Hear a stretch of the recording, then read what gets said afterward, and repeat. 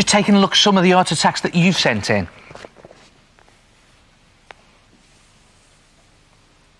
I'm speechless. They're so good. Take a look at this. Josh's country scene has been done with poster paint dabbed onto paper. The golds and the browns give it a real autumnal feel, don't they? And Andrew's portrait has been done brilliantly with acrylics. I love his choice of unusual colours. Spooky. Ashley has interwoven different strips of coloured papers through sugar paper to create this interesting art attack. And Michael's picture here has been made with watered down poster paint. I really like the way the zigzag becomes less defined the further out it gets. Oil pastels have been used for this picture, Bevan's potted palm. A nice art material, that. And here's an interesting design from Charlotte. Look at this, a maze. Hey Charlotte, I bet you lost yourself designing that one, eh? I worked out my maze design in pencil first.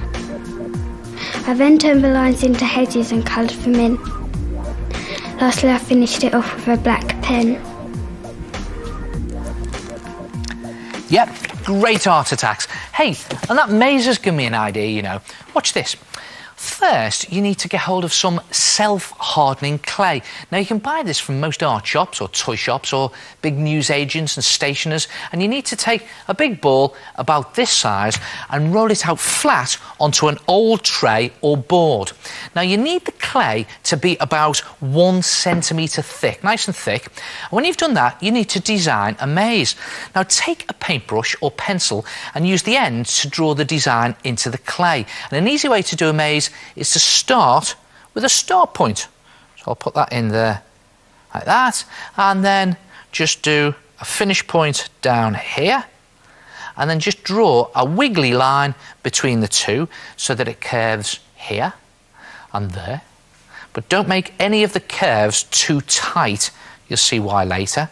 And this will be your path through the maze. I think I'll go round here like that, up there, just wiggle away, and round we come, down there, and then up there, round, like that, curve round there, and into the finish. Now, to make the decoy paths, just draw some lines coming off that first line so that they go into other areas. Now, again, don't make any of the curves too tight. So I'll take that one up there and round like that, and this one off there, and just wrap it round like that. And don't let any of the lines go too near each other. And in fact, you could always work your maze out first on some paper and then copy it onto the clay. And when you've done the whole design, you need to dig the channels out along all of these pathways. Now, it's best to do a small section at a time and cover the rest of the clay with cling film so that it doesn't dry out. So I'll just do that top bit there. Now, to dig the channels out, use the handle of a plastic spoon. And the trick here is to make a channel that is deep enough for a marble or a bead to sit in, but not so deep as you go through to the bottom. Just going around there like that, and round there. Now just dig along the pathways, take your time, and as you dig, you'll be scraping out bits of the clay, and you can just put those back onto your main block and use it for something else later on. And it's a good idea just to keep checking as you go the width of your channel with a marble. Now I've got a bead here, I'm going to use a bead, so that's a good width there. See that in there? It's a good width, okay. And your marble or bead should be able to roll about freely but not fall out. And when you've dug out a little way along the pathway, use your finger to smooth it out. And again, it's a good idea to maybe use a little bit of water to just wet your finger, and on it goes, and it helps soften the clay and makes it easier to smooth the edges. And just keep digging like this all the way along the paths and smooth them out with your finger. It takes a while, and when you do go onto a different section, just move the cling film to cover the rest, and when you've done the whole thing, leave it on the board to dry hard overnight, and you should end up with something that looks like this. Look at that, a clay maze that has gone hard with a start and a finish and lots of pathways in between that your marble or bead should be able to roll about in. Perfect.